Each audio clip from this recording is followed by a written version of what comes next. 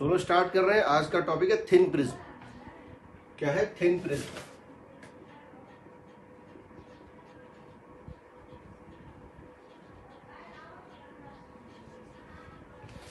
Thin prism का मतलब क्या होता है समझिए।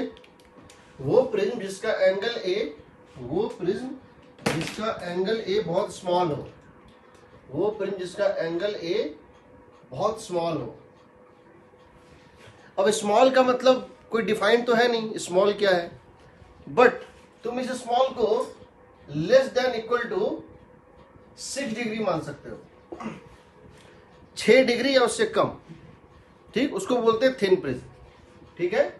सो थिन प्रिज्म जो होता है, इसका डिफिनीशन होता है एक ऐसा प्रिज्म जिसका एंगल जो है वो बहुत छोटा हो, एंगल बहुत छोटा हो। यानी ये कौन सी कैटेगरी में आएगा जो हम लोगों ने कल देखा था? ये falls in the category that angle A lies between 0 and theta से। क्रिटिकल एंगल जनरली 30 डिग्री या 40 डिग्री कुछ इस टाइप से होता है। क्रिटिकल एंगल थोड़ा बड़ा होता है, 10 डिग्री से तो बड़ा ही होता है। अब अगर आप यहां पे ये चाहते हैं, कि थिन प्रिज्म में ऐसा होगा, ये एंगल ए बहुत छोटा होगा, ये एंगल ए बहुत छोटा होगा। अब आप चाहते हैं कि दोनों बार बेंड करें नीचे ही, आप जानते हैं अगर आप चाहते हैं कि दोनों टाइम ये नीचे ही बेंड करे, नीचे ही बेंड करे, तो आपको पता है कि R2 को होना चाहिए छोटा, R1 को होना चाहिए छोटा, तो I को होना चाहिए छोटा और E को होना चाहिए छोटा। तो याद रखना यहां पे हम क्या लिखेंगे? A टेंड्स टू 0, बहुत छोटा होता है। चूंकि ये नीचे की तरफ बेंड होना है, दोनों को नीचे की तरफ बेंड होना है, तो I टेंड टू 0 होगा। क्योंकि तुमको पता है कि पर्टिकुलर वैल्यू ऑफ I से बड़ा होगा तो यहां पर ये नॉर्मल होके फिर ऊपर चला जाएगा। R1 टेंड्स टू 0 होगा, I टेंड्स टू 0 होगा तो R1 टेंड्स टू भी 0 होगा, R2 टेंड्स टू भी 0 होगा। क्यों होगा? क्योंकि इन दोनों का सम किसके इक्वल है? A के। R1 प्लस R2 किसके इक्वल है? A के। देखो A छोटा है, I छोटा है तो R1 भी छोटा होगा। R1 प्लस R2 का सम A है, पॉजिटिव वैल्यू, दोनों पॉजिटिव है। R2 भी छोटा होगा, R2 छोटा होगा तो A भी छोटा होगा, सब छोटा होता है। इसीलिए यहां पर तुम साइन थीटा को थीटा लिख सकते हो, तुम जानते हो जब भी एंगल छोटा होता है, for small angle theta you can write sine theta is equal to theta. अब ये बताओ, यहां मान लो लाइट गिरा I पर, किसी एंगल I पर, यहां लाइट किसी एंगल I पर गिरा जो कि छोटा है, 1 डिग्री हो, 2 डिग्री हो, 3 डिग्री हो, कुछ भी हो, यहां किसी एंगल I पर गिरा, तो यहां पर तुम लॉज ऑफ रिफ्रैक्शन में क्या लिखोगे? फर्स्ट में क्या लिखोगे? 1 sine I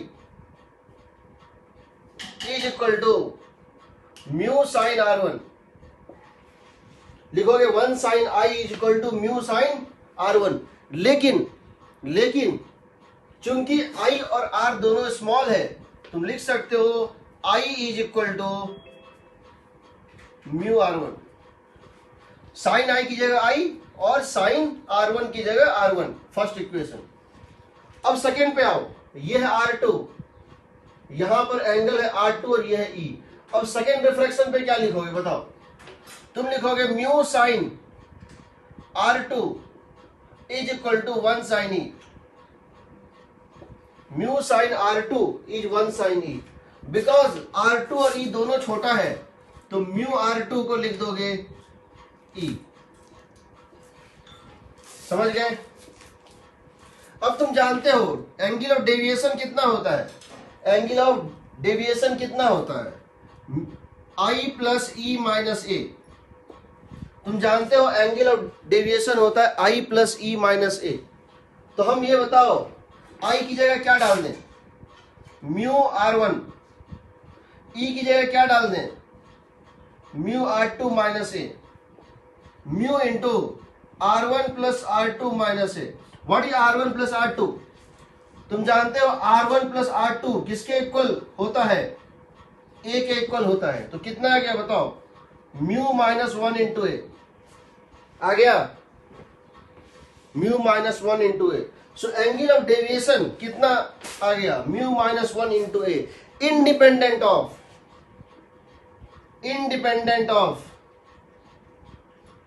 angle of incidence. देखो एंगल ऑफ इंसिडेंस तुमने कितना लिया, एंगल ऑफ इमर्जेंस कितना, इस पर डिपेंड ही नहीं कर रहा है। This deviation is independent of angle of incidence till this condition is satisfied.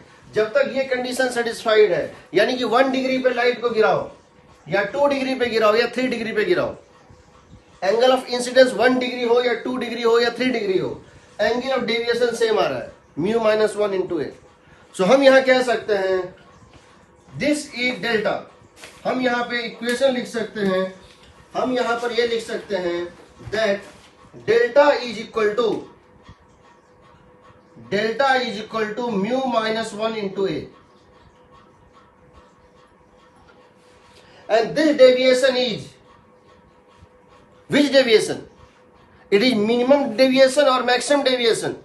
This is the only deviation. This is only deviation. यहाँ कोई maximum minimum नहीं होता है. For this is the only value of deviation possible. Only value of deviation.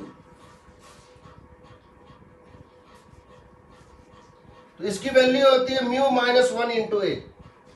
Example के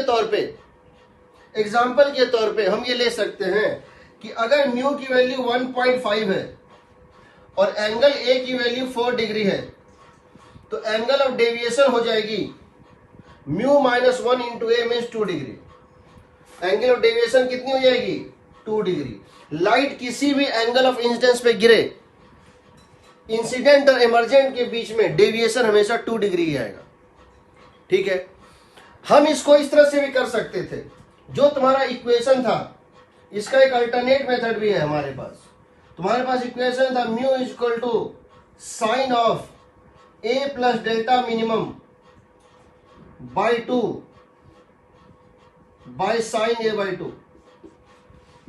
because ये angle भी छोटा है और ये एंगल भी छोटा है, क्योंकि सारे एंगल्स इसमें छोटे होते हैं, हर एंगल इसमें छोटा होता है। हम इस साइन थीटा को थीटा लिख सकते हैं और इस साइन अल्फा को अल्फा लिख सकते हैं। तो क्या लिख देंगे? A plus delta minimum by 2, sine theta को मैंने थीटा लिख दिया और यहां साइन फाई को मैंने फाई लिख दिया। तो यहां से तुम्हारा देखो, यहां से तुम्हारा आएगा delta minimum is equal to mu minus 1 into ए,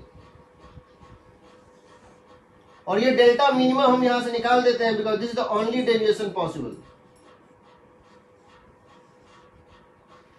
कोई डाउट यहां तक किसी को? कोई डाउट यहां पे? तो ये होता है formula for deviation in due to thin prism, mu minus 1 into A. इसको लिखिए,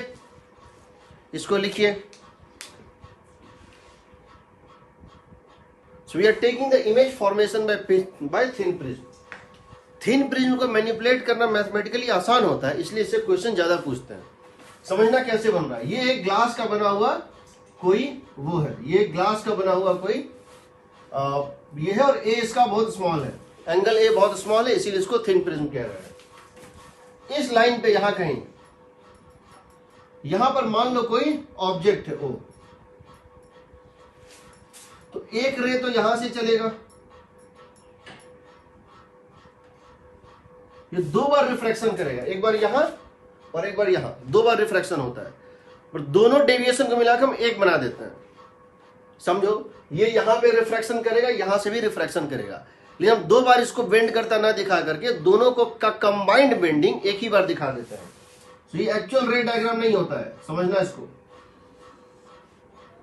ये पहली बार हो सकता है 1 डिग्री बेंड करे और दूसरी बार फिर 2 डिग्री बेंड करे, तो नेट कितना बेंड करेगा? 3 डिग्री। तो हम इसका और इसका कंबाइंड बेंडिंग एक ही बार दिखा देते हैं सिंप्लिसिटी के लिए। तो ये बेंड करेगा कितने एंगल से बताओ, डेल्टा। और ये डेल्टा कितना होगा, म्यू माइनस वन इंटू ए, म्यू माइनस वन इंटू ए। उसी तरह से एक लाइट मान लो यहां गिरा, इस तरह से एक लाइट यहां गिरा मान लो, और ये लाइट इसको जाना चाहिए था इस तरह से, बट ये लाइट यहां से बेंड करके हो गया प्रिंसिपल एक्सिस के पैरेलल।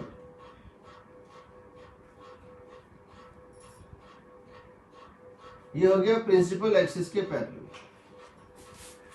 अब समझो, एक लाइट यहां से डेल्टा पे बेंड हुआ, ये लाइट भी डेल्टा से ही बेंड होगा।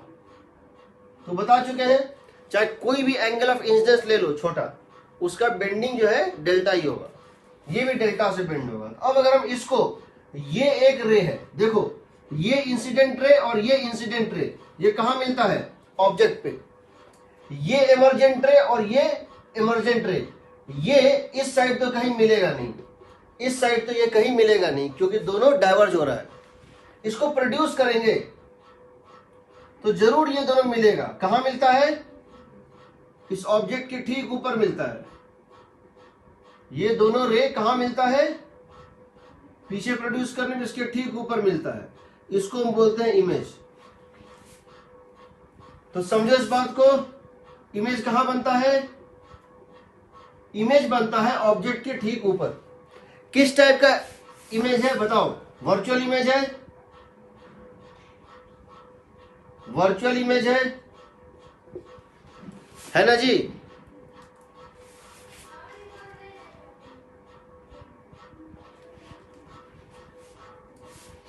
सही है। देखो यहां से एक रे चला बेस के जस्ट ऊपर और डेल्टा से बेंड हो गया, यहां से एक रे चला डेल्टा पे और डेल्टा से बेंड होकर पैरेलल हो गया। ये दोनों रे, ये और ये रे राइट साइड नहीं मिलेगा, बट प्रोड्यूस करने में पीछे मिलेगा। ये हो गया वर्चुअल इमेज।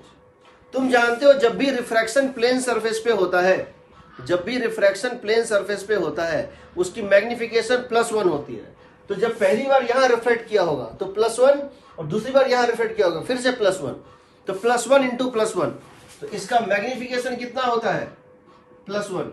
+1 का मतलब समझ रहे हो, सेम साइज का इमेज बनेगा, सेम साइज का इमेज बनेगा, वर्चुअल बनेगा, और प्लस का मतलब इरेक्ट बनेगा, इसके ठीक ऊपर बनता है।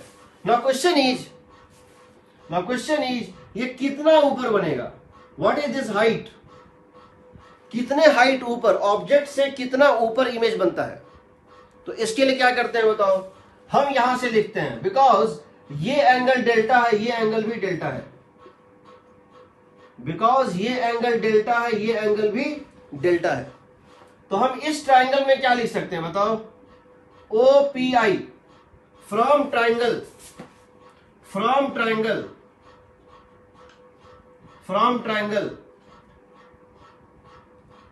IOP क्या लिख सकते हैं, tan delta is equal to H by, अगर ये डिस्टेंस x है और ऑब्जेक्ट और प्रिज्म के बीच का डिस्टेंस x है, अगर ऑब्जेक्ट और प्रिज्म के बीच का डिस्टेंस x है तो h बाय x लिख सकते हैं। डेल्टा इतना छोटा है कि tan डेल्टा को क्या मान लेंगे, डेल्टा इतना छोटा है, tan डेल्टा को क्या मान लेंगे, डेल्टा। यानी h बाय x किसके इक्वल, h बाय x किसके इक्वल हो जाएगा, डेल्टा। या यहां से लिख सकते हो h is equal to x times of delta, h is equal to x times of delta. Agreed. यानी h is equal to x times of mu -1 into a। अगर a डिग्री में दिया है, याद रखना, अगर a डिग्री में दिया है तो तुमको किस में लेना है, रेडियन में। अगर a डिग्री में दिया है तो उसको रेडियन में कन्वर्ट कर लेना। मेरी एक मिनट, यहां तक ठीक है, ठीक है। तो पहले यहां एक क्वेश्चन लेते हैं, फिर मैं इसको एक्सप्लेन करूंगा। तो क्वेश्चन दिया हुआ है कि एक थिन प्रिज्म है,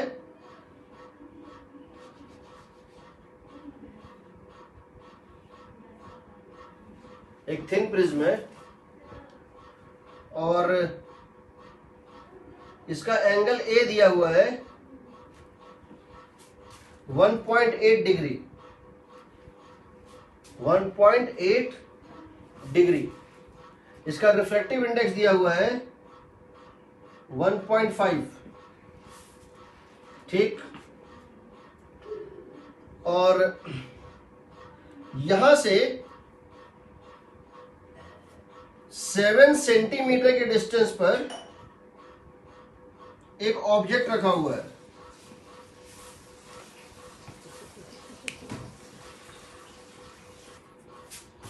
A degree into pi by 180 radian, ये रेडियन में लेना है, इसको याद रखना, ठीक है। इस पे बेस्ड तुमको न्यूमेरिकल पूछा जाएगा, अब इसको लिख लो, उसके बाद मैं और इसमें बता रहा हूं, इसको नोट करो।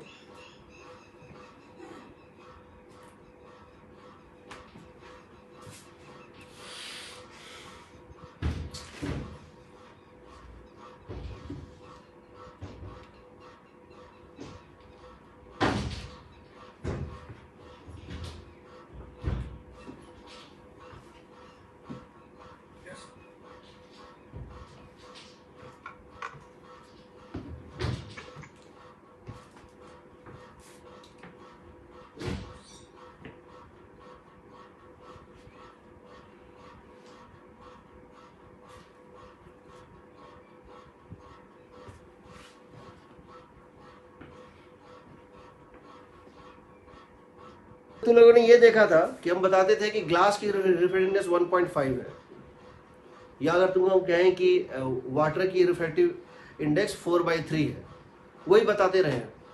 लेकिन ऐसा होता नहीं है।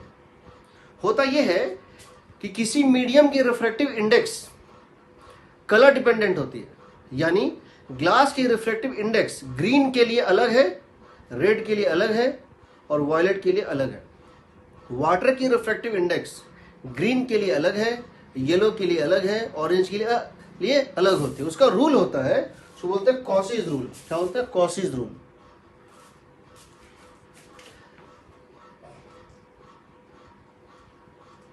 Cauchy's relation between colour means lambda and refractive index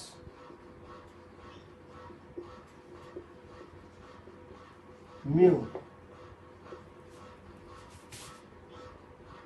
of a medium.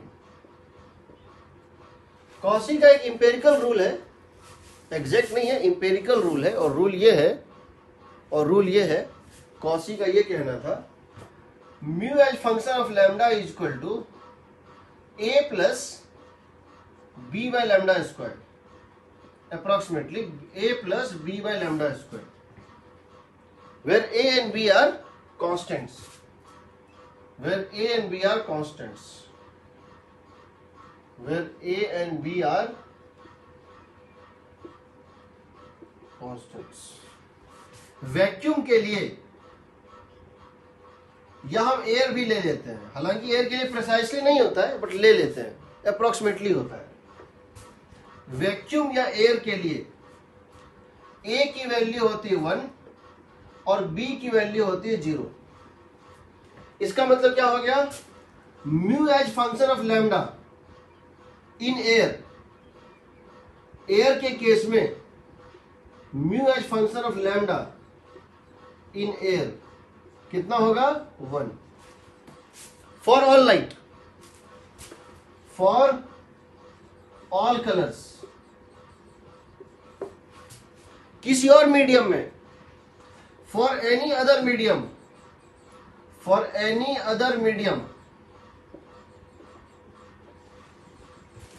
a is greater than 0 and b is greater than 0, दोनों पॉजिटिव होते हैं।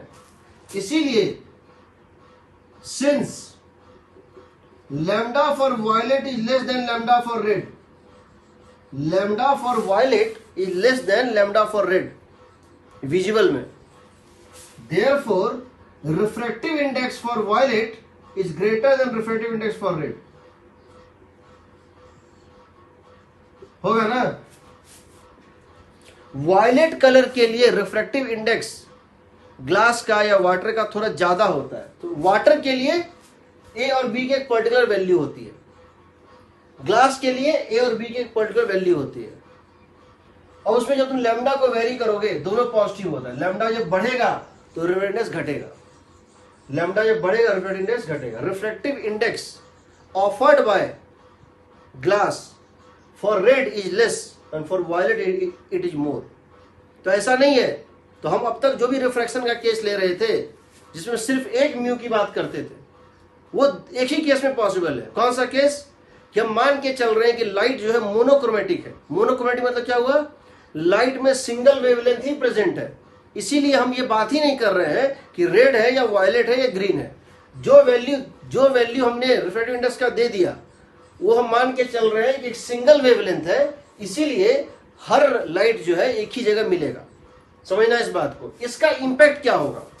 इसका इंपैक्ट यह होगा, the effect of this is that white light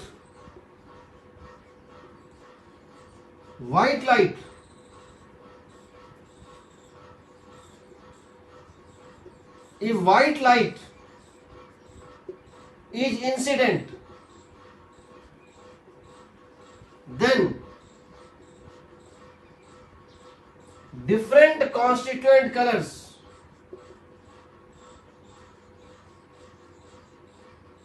forms image at different points due to refraction.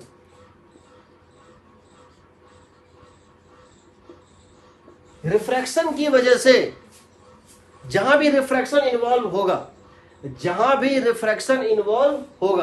वहां पर violet, red, yellow सब अलग अलग जगह पे क्या करता है? इमेज बनाएगा. If white light is incident, then different constituent colors form image at different points. This defect, that white light do not form single image. Violet forms separate image, red forms separate image, green forms separate image. This defect is called chromatic aberration. This defect is called, क्या बोलते हैं इसको? Chromatic. Chromatic मतलब क्या होता है? Due to colour. Chromatic aberration. अब समझे इस बात को. 2-3 चीजें. पहली बात, अगर मैं इसका ग्राफ प्लॉट करना चाहता हूं तो कैसा बनेगा? अगर मैं किसी पर्टिकुलर मीडियम के लिए अगर इसकी ग्राफ को प्लॉट करना चाहता हूं तो कैसा बनेगा? तो अगर मैं refractive index as function of lambda versus lambda का ग्राफ प्लॉट करना चाहूंगा यहां, तो क्या बनेगा? ये ग्राफ कुछ इस टाइप से बनेगा. When lambda tends to infinity, mu tends to A. Agreed? When lambda tends to infinity, जब ये इंफिनिटी की तरफ जाएगा तो ये किसके तरफ टेंड करेगा? ए की तरफ करेगा. और जब lambda tends to 0, this tends to infinity. क्या ये ग्राफ बनेगा? बताओ, क्या ये ग्राफ बनेगा?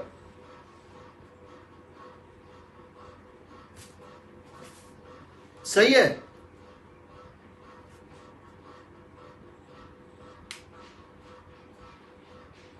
When lambda tends to infinity, this tends to. When lambda tends to infinity, जब ये infinity की तरफ जाएगा lambda, तो म्यू की वैल्यू a को टेंड करेगी. और जब lambda tends to 0, जब lambda tending to 0 होगा, जहां 0 रखो तो हो जाएगा इंफिनिटी प्लस ए, इंफिनिटी को टेंड करेगा. सही है?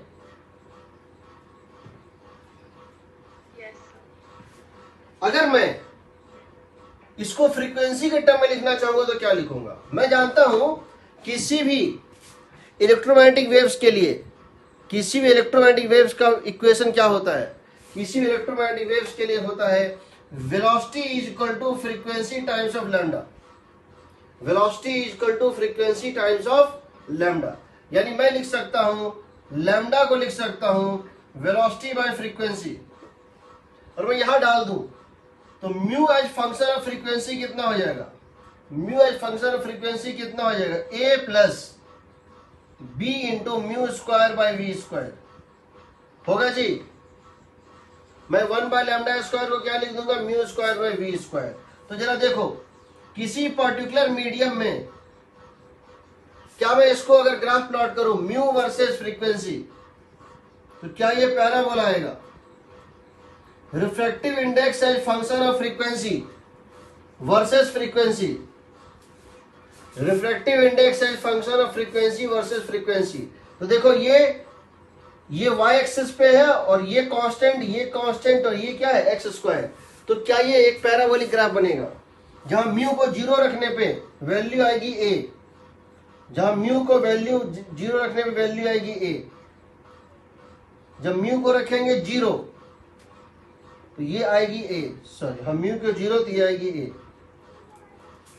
और जब म्यू का स्क्वायर है, यहां फ्रीक्वेंसी का स्क्वायर है, इसका मतलब सिमेट्री किसके अबाउट होगा, इसके अबाउट होगा। इस तरह से बनना चाहिए। क्या ये सही ग्राफ है, क्या ये पैराबोलिक ग्राफ होगा।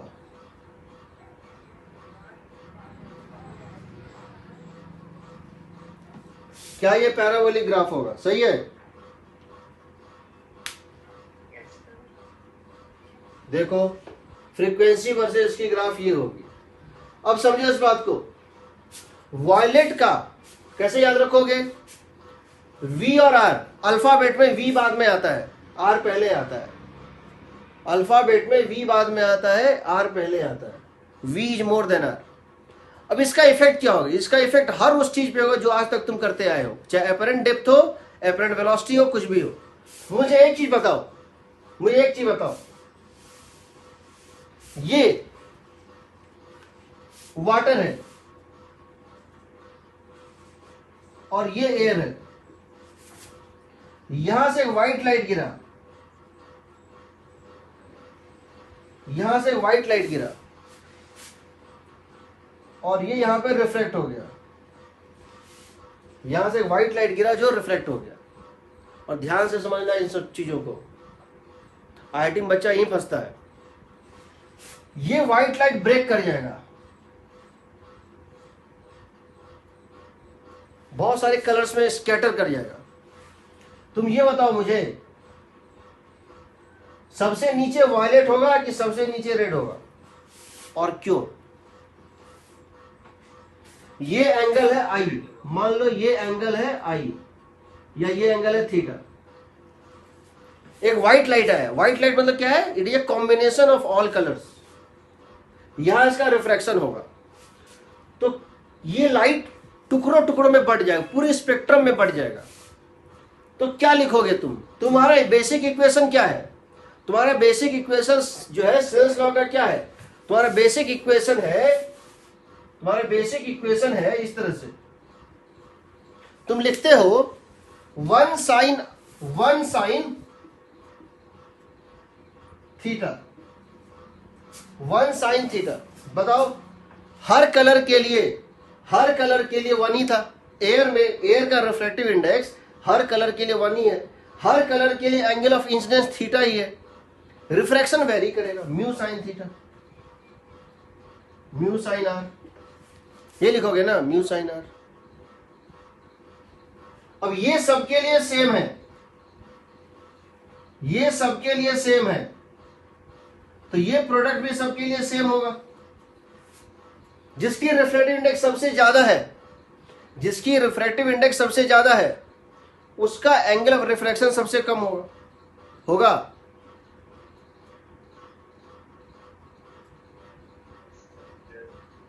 सबसे ज्यादा रिफ्रैक्टिव इंडेक्स किसकी है, वायलेट की। तो सबसे कम एंगल ऑफ रिफ्रैक्शन किसका होगा, वायलेट। ये होगा वायलेट, ये होगा रेड, बीच में सारे कलर होंगे, सबसे नीचे वायलेट होगा। इसको याद करने के लिए या समझने के लिए एक चीज बता देता हूं, इसको ध्यान में रखना। रिफ्रैक्शन का कोई भी इफेक्ट रिफ्रैक्शन का कोई भी इफेक्ट सबसे डोमिनेंट किसमें होगा? वायलेट में। यहां रिफ्रैक्शन का इफेक्ट क्या था? बेंड करना ना। यहां रिफ्रैक्शन का इफेक्ट क्या है? बेंड करना ना। यहां रिफ्रैक्शन की वजह से बेंड होना चाहिए। सबसे ज्यादा बेंडिंग किसका होगा?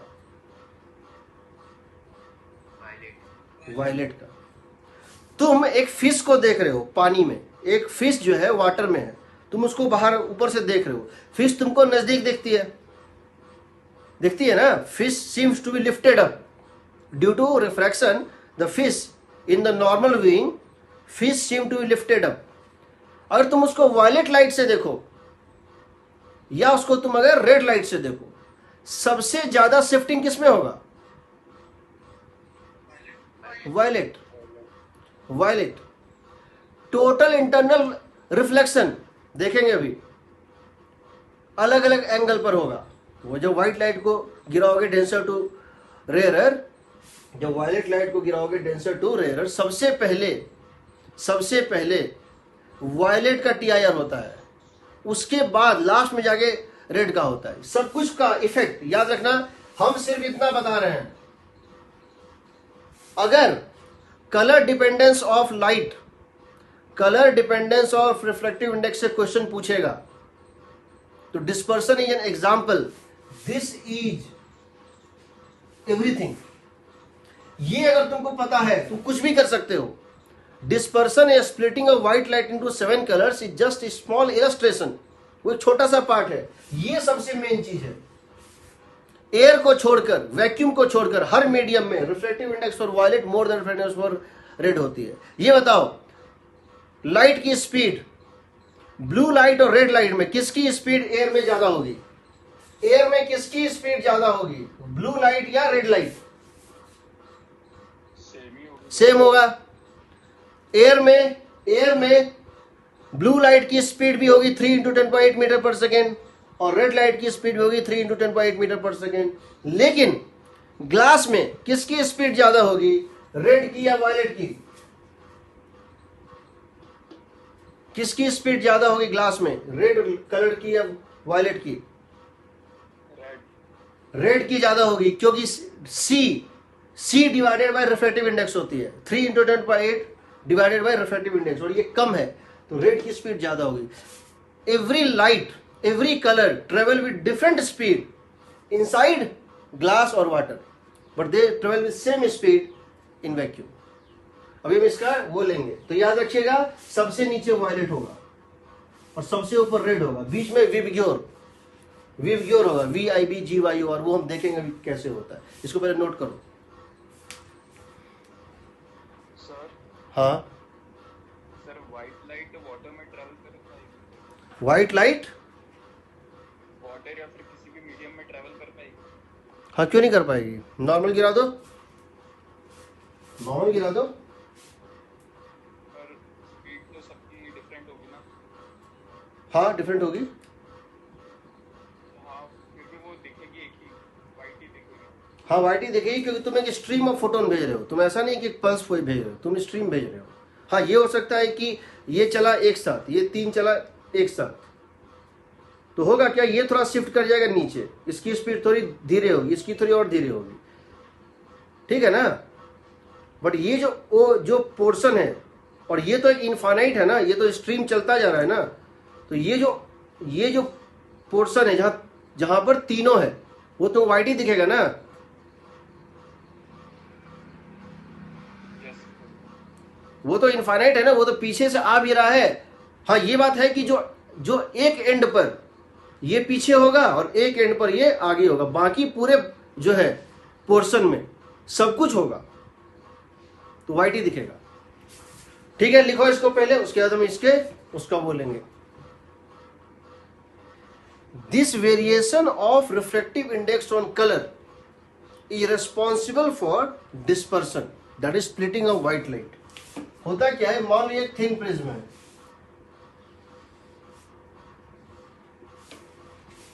इसकी म्यू वी, म्यू आर और म्यू वाई।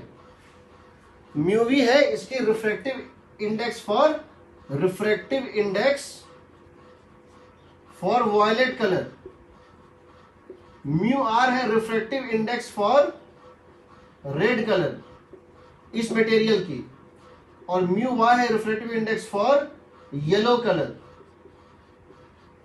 ठीक है, अब मान लेते हैं कि इसके ऊपर, अब मान लेते हैं कि इसके ऊपर एक व्हाइट लाइट गिरती है इस तरह से। अब मान लेते हैं यहां पर एक व्हाइट लाइट गिरती है इस तरह से। ठीक है, तो बेसिकली होगा क्या, यहां 2 बार रिफ्रैक्शन होगा, ऐसे करके होगा और फिर ऐसे करके होगा, and finally the rays would emerge in this direction.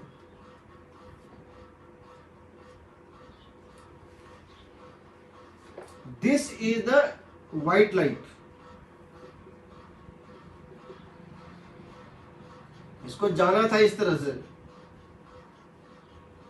ये एंगल है ए, इसको जाना था इस तरह से। This was the original direction, ये इसका ओरिजिनल डायरेक्शन था, लेकिन ये बेंड कर गया, ये बेंड कर गया भाई।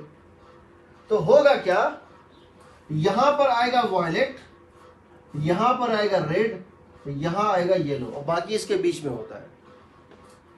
ये जो यहां से बेंड करेगा इसको बोलेंगे डेल्टा ऑफ रेड, इसको बोलेंगे डेल्टा ऑफ येलो, इसको बोलेंगे डेल्टा ऑफ वायलेट, बोलेंगे ना। Deviation in red colour, deviation in yellow colour, deviation in violet colour. तो हम क्या लिख सकते हैं, थिन प्रिज्म में deviation in violet is equal to mu violet minus 1 into A delta red, mu red minus 1 into A, and mu and delta yellow, mu yellow minus 1 into a। Similarly बाकी colour के लिए भी लिख सकते हैं और उसका वो पता हो। ये किस तरह से टूटता है, इस तरह से V I B G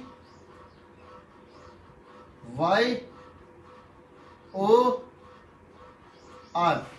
कितने वर्ड है इसमें, कितने वर्ड है, 7 वर्ड है ना, 7 वर्ड है। 7 वर्ड का मिड पॉइंट कहां आता है, जी पे। इस 7 वर्ड का मिड पॉइंट जी पे आता है, लेकिन यहां से लेकर यहां तक के वेवलेंथ का मिड पॉइंट येलो पे आता है। समझो, यहां पर ये नाम जो है बहुत पास पास रखा गया है। वायलेट और इंडिगो बहुत पास होता है, इंडिगो और ब्लू बहुत पास होता है, जबकि ऑरेंज और रेड थोड़ा दूर होता है। इसका मतलब ये हुआ, ये जो होता है इसको बोलते हैं एवरेज कलर,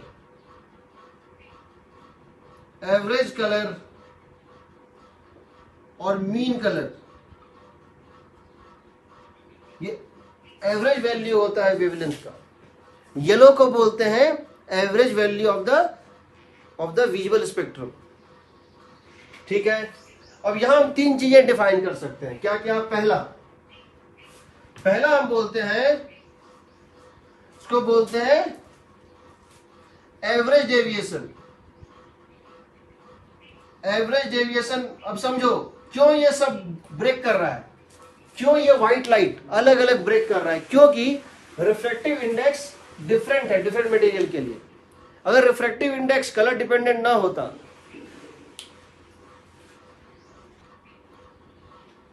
ठीक है, देखो एवरेज डेविएशन का मतलब क्या होता है, समझो। What is meaning of average deviation, deviation in the mean colour, यानी येलो कलर। येलो कलर कितना से डेविएट किया, इसको बोलते हैं average deviation, deviation in yellow colour. और इसकी वैल्यू होती है, इसकी वैल्यू क्या हो जाएगी बताओ, डेल्टा येलो कितना आ जाएगी, mu yellow minus 1 into A आएगा, म्यू आई माइनस 1 इंटू ए। सही है ना, this is the deviation in the yellow colour. Agreed. समझना ये व्हाइट लाइट क्यों स्प्लिट कर रहा है, क्योंकि इसकी रिफ्लेक्टिव इंडेक्स कलर डिपेंडेंट थी, इसलिए हर रिफ्लेक्टिव इंडेक्स का अलग अलग डेविएशन, ये कलर डिपेंडेंट था, डिफरेंट कलर के लिए डिफरेंट था, इसीलिए डेविएशन डिफरेंट है, इसलिए सब अलग हो गए। इसको बोलते हैं मोड़ना, जो क्या बोलते हैं मोड़ना, लाइट कितना मुड़ा उसको बोलते हैं average deviation, deviation in the yellow colour. दूसरा होता है, इसको बोलते हैं एंगुलर डिस्पर्सन, एंगुलर डिस्पर्सन। इसका मतलब क्या होता है, the angle between extreme colours,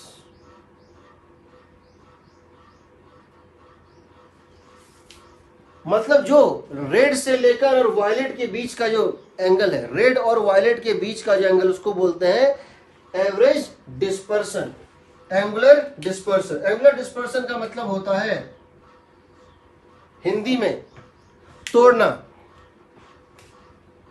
तोड़ना।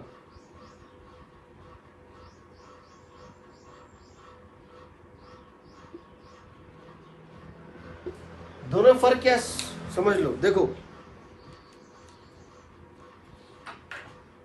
ये है, ये आ रहा है साथ में, ये साथ में आ रहा था, मैंने क्या किया, इसको पहले मोड़ा, पहले मैंने इसको क्या किया, जा रहा था इस तरह से, मैंने इसको मोड़ के बना दिया इस तरह से, ये हुआ मोड़ना।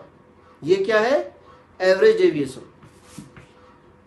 अब है तोड़ना, अब मैं इसको खोल रहा हूं, मैं इसको इतना भी खोल सकता हूं, इतना भी खोल सकता, इतना भी खोल सकता हूं, इसको क्या बोलेंगे, डिस्पर्सन, इसको बोलेंगे तोड़ना। तो पहला हुआ इस पूरे बंच को मोड़ना, और फिर इस बंच को ऐसे खोलना, तोड़ना। तो यहां पे इसकी वैल्यू होती है, इसकी वैल्यू क्या है बताओ, यहां से लेके यहां तक के एंगल को क्या बोलेंगे हम लोग, यहां से लेके यहां तक के एंगल को, रेड से लेके वायलेट, रेड और वायलेट के बीच का जो एंगल, उसको क्या बोलते हैं हम लोग, इसको हम लोग बोलते हैं एंगुलर डिस्पर्सन। क्या बोलते हैं इसको, एंगुलर डिस्पर्सन। तो क्या मैं इसको लिख सकता हूं, delta V minus delta R, क्या मैं इसको लिख सकता हूं, delta V minus delta R. Delta violet, violet जितना घूमा और रेड जितना घूमा, दोनों को सब्ट्रैक्ट कर दूं तो रेड और वायलेट के बीच का एंगल निकल जाएगा, delta V minus delta R. और इसकी वैल्यू क्या हो जाएगी बताओ, delta V minus delta R, तो एक ए तो कट जाएगा, आ जाएगा mu V minus mu Y, mu R, mu V minus mu R into A होगा, delta V minus delta R, delta V minus delta R, mu V minus mu R into A आएगा। तीसरा होता है dispersive power, denoted by omega. ये होता है angular dispersion, angular dispersion by average deviation. यानी कि mu V minus mu R into A divided by mu Y minus 1 into A. तो क्या हो जाएगा, ए से ए कट जाएगा ना, कट जाएगा ना, mu V minus mu R into A. देखो the ratio of angular dispersion by average deviation, mu V minus mu R by mu Y minus 1, इसको बोलते हैं डिस्पर्सिव पावर। क्या बोलते हैं, डिस्पर्सिव पावर। ठीक, हाँ अब मुझे एक चीज बताओ, क्या ये मटेरियल डिपेंडेंट और एंगल डिपेंडेंट दोनों है? क्या ये क्वांटिटी मटेरियल पे भी डिपेंड करती है और एंगल अप्रेजल पे भी डिपेंड करती है?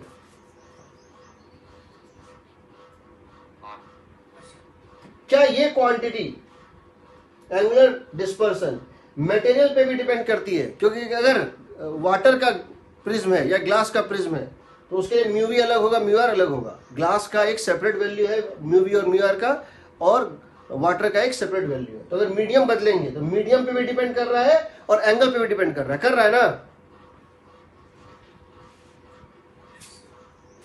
क्या ये क्वांटिटी डिस्पर्सिव पावर एंगल पे डिपेंड कर रहा है? क्या डिस्पर्सिव पावर एंगल की प्रॉपर्टी है? उसको एंगल से कोई मतलब है? नहीं है ना। तो डिस्पर्सिव पावर जब पूछेगा तो प्रिज्म होगा ही नहीं, बिना प्रिज्म के पूछ देगा। पूछेगा बताओ इस मीडियम की डिस्पर्सिव पावर क्या है, तो एंगल मत ढूंढना, एंगल की जरूरत है। याद रखना ये मीडियम और एंगल दोनों का प्रॉपर्टी है, ये मीडियम और एंगल दोनों का प्रॉपर्टी है, बट ये सिर्फ मीडियम का प्रॉपर्टी है, एंगल का उससे कोई मतलब नहीं है। Only medium property, this the only medium property, this is medium as well as angle, this is medium as well as angle. Medium, ये मीडियम डिपेंडेंट है और ये एंगल डिपेंडेंट है, बट ये सिर्फ मीडियम डिपेंडेंट होता है, उसको एंगल से कोई मतलब नहीं है, ये प्रिज्म के लिए होता ही नहीं है। इसको तुम ये भी लिख सकते हो, देखेंगे जब लेंस में देखेंगे एक्रोमेटिक कॉम्बिनेशन जब बनाएंगे तो इसको लिख सकते हैं D mu. What is this? Mu V minus mu R. What is mu V minus mu R? Change in reflective index, change in reflective index, B mu by what is mu? Average value, mu minus 1। इसको लिख सकते हैं change in refractive index, D mu. इसको क्या लिख सकते हैं? Mu minus 1। समझ रहे हो ना?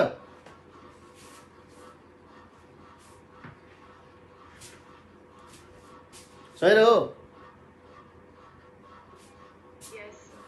D mu by mu minus 1 को भी डिस्पर्सिव पावर बोलते हैं। एक बात। दूसरी बात, किसी क्वेश्चन में, इस पे पूरा एक सेपरेट चैप्टर है एससी वर्मा में, आज मैं दूंगा, पूरा क्वेश्चन बन जाएगा तुमसे। देखते हैं कभी किसी क्वेश्चन में अगर तुमको म्यू वी और म्यू आर दिया हो, म्यू वाई ना दिया हो, if nothing is given, if nothing is given but required, अगर वैल्यू ना दिया हो, you can take mu Y to be mu V plus mu R by 2।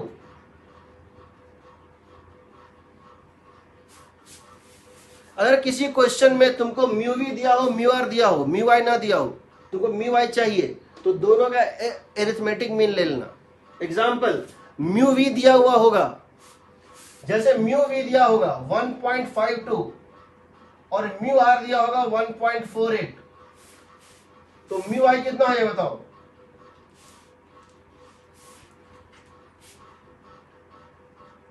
अगर म्यू वी दिया है 1.52, म्यू आर दिया 1.48, तो म्यू आई कितना हो जाएगा? दिस प्लस दिस बाई 2, 1.50 होगा ना?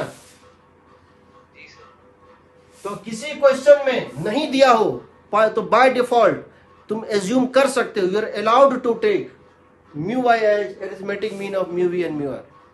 ठीक है, तो ये तीन टर्म हमने डिफाइन किए। पहले इसको लिखो, पहले इसको लिखो। अब तुम समझो, तुम की दो प्रिज्म को तुम इस तरह से लगा सकते हो। कैसे? तुम दो तरह से एक प्रिज्म को लगा सकते हो, एक इस तरह से, एक ऐसे ले लो प्रिज्म, और दूसरा प्रिज्म इस तरह से ले लो। इसका एंगल है A1, इसका एंगल है A2। तुम दो तरह से प्रिज्म को जो है ले सकते हो।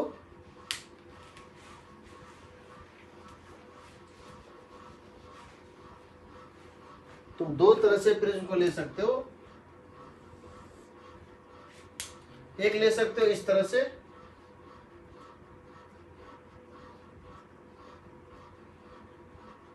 इसका एंगल है A1, इसका है A2, इसका है mu V1, mu R1, mu Y1, इसका है A2, mu V2, mu R2, mu Y2। दूसरा तुम इस तरह से ले सकते हो, ऐसे ले लो, ऐसे ले लो। इसका एंगल है A1,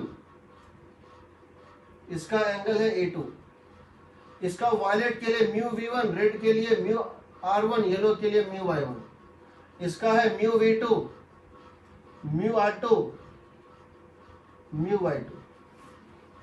सही रहो।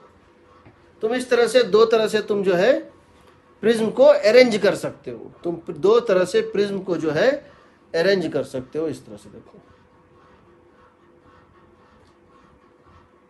ओके, अब यहां पर क्या होगा, ये इसको बेंड करेगा नीचे, जो लाइट यहां से गिरेगा उसको ये बेंड करेगा नीचे, फिर इस पे गिरेगा, फिर ये बेंड करेगा नीचे, तो दोनों बेंडिंग जुड़ जाएगा।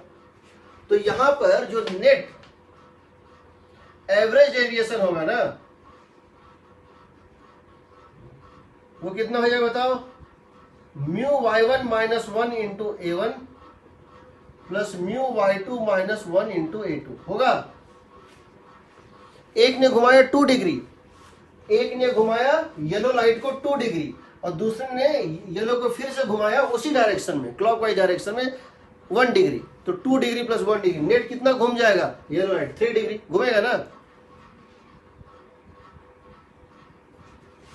सही है ना, एग्रीड। नेट एंगुलर डिस्पर्सन, जब लाइट यहां पहुंचा, जब लाइट यहां पहुंचा, इसने ऐसे इसको खोल दिया।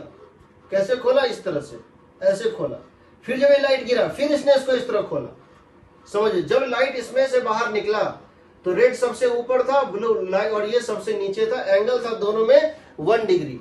फिर जब ये इसमें से पार किया, फिर इसने इसको और खोल दिया 2 डिग्री, तो नेट कितना हो जाएगा, 3 डिग्री ना।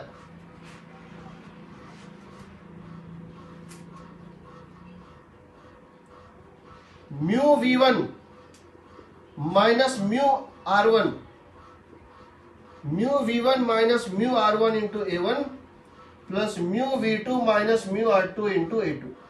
हम कुछ नहीं कर रहे हैं, दोनों का इंडिविजुअल लेके जोड़ दे रहे हैं। एग्रीड।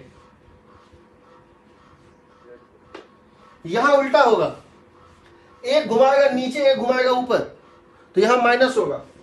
यहां पर नेट एवरेज डेविएशन हो जाएगा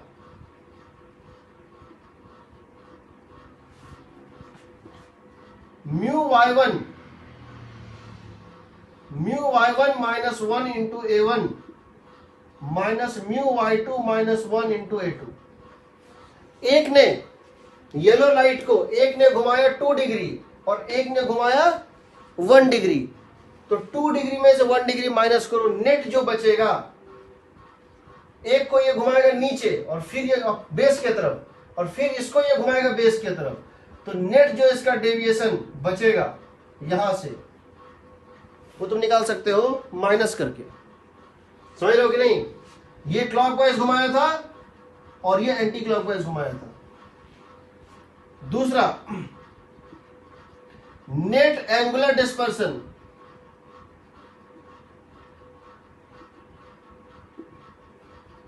mu V1 minus mu R1 into A1, पहले वाले ने जितना खोला, minus mu V2 minus mu R2 into A2, दूसरे वाले ने जितना खोला। समझो इस बात को, यहां क्या हो रहा है, जब ये इस पर गिरा व्हाइट लाइट, इसने इसको ऐसे खोल दिया। ऐसे खोला मतलब रेड के रेस्पेक्ट में ब्लू को नीचे लेके चला गया, रेड के रेस्पेक्ट में ब्लू वाला नीचे गया, और जब इस पे गिरा तो फिर से यहां देखो, जब ये इस पे गिरा तो ब्लू वाला बेस की तरफ घुमा, जब ये यहां गया फिर से ब्लू वाला बेस की तरफ घुमा। तो ऐसा हो सकता है, ऐसे आए, इसको ये 2 डिग्री खोले, फिर जब यहां जाए ये 2 डिग्री बंद हो जाए और व्हाइट का व्हाइट निकल जाए। समझ रहे हो,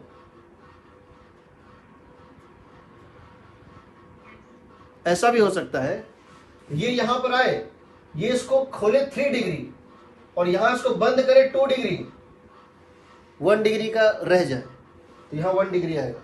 ऐसा हो सकता है कि ये 1 डिग्री, ये यहां पे 2 डिग्री इसको खोले और यहां इसको 3 डिग्री बंद करे, तो ब्लू चला जाएगा ऊपर, तो यहां तुमको क्या आएगा 2 डिग्री माइनस 3 डिग्री। समझे इस बात को? जब ये ऐसे गया और तुमने इसको ओपन किया 2 डिग्री और फिर तुमने इसको बेस की तरफ फिर से ब्लू को घुमाया 3 डिग्री, तो ब्लू नेट ऊपर चला जाएगा 1 डिग्री, चला जाएगा ना।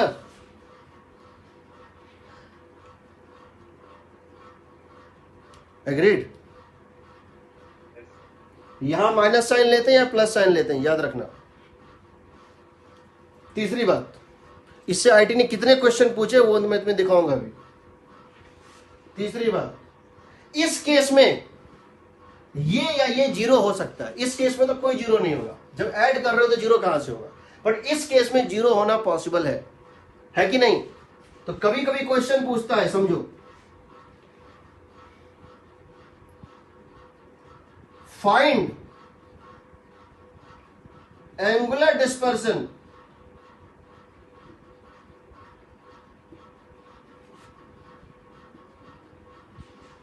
without average deviation. Find angular dispersion without average deviation. इसका मतलब क्या हुआ? Without average deviation का मतलब है, विदाउट जो है एवरेज डेविएशन का मतलब है, इसको इक्वेट कर दो जीरो से, इसको किससे इक्वेट कर दो? जीरो से। Equal to this minus this is equal to zero.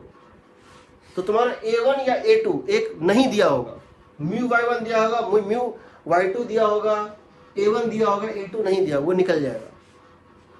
So equate equation 1, equate 1 to 0, equate 1 to 0। जो चीज नहीं हो रहा है, क्या नहीं हो रहा है? एवरेज डेविएशन नहीं हो रहा है, येलो का डेविएशन जीरो हो रहा है, येलो के डेविएशन को जीरो से इक्वेट कर दो, और तुम इसको इक्वेट कर दोगे जीरो से, तो तुम्हारा एंड फाइंड 2, इक्वेशन 2 की वैल्यू निकाल दो, इसकी वैल्यू निकाल दो, A1 या A2 निकल गया तो ये पूरी वैल्यू भी निकल जाएगी। दूसरा क्वेश्चन क्या होता है? Find angular average deviation without dispersion. Without dispersion का मतलब है, विदाउट डिस्पर्सन का मतलब है सेकेंड को इक्वेट कर दो जीरो से, this minus this is zero, equate second to zero, equation 2 को जीरो से इक्वेट कर दो, A1 या A2 जो भी नहीं दिया है निकल जाएगा, और उसका यूज करके ये वैल्यू निकाल दो। फाइंड A1, फाइंड इक्वेशन 1, निकाल सकते हो ना? Can you get it? समझ रहे हो? जो चीज में विदाउट लगा है उसको जीरो से इक्वेट करो, और जिसमें विदाउट नहीं लगा उसको फाइंड करो। दोनों क्वेश्चन पूछता है। पहले इसको लिखो, पहले इसको लिखो।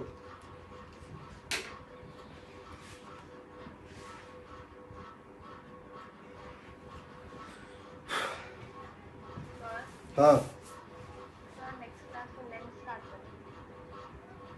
पहले नेक्स्ट क्लास में लेंस मेरे ख्याल से, हाँ लेंस नहीं स्टार्ट, पहले लेंस के पहले बताएंगे refraction at spherical surface. Refraction at lens is the example of refraction at spherical surface, है ना?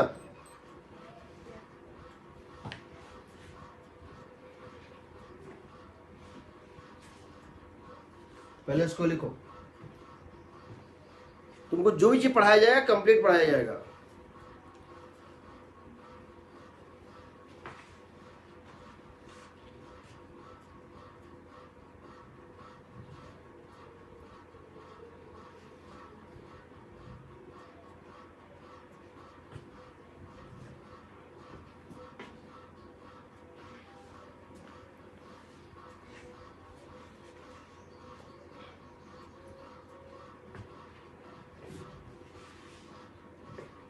मैथ क्लास लेट स्टार्ट होगी अभी, डोंट वरी अबाउट दैट। पहले इसको लिख लो अच्छे से।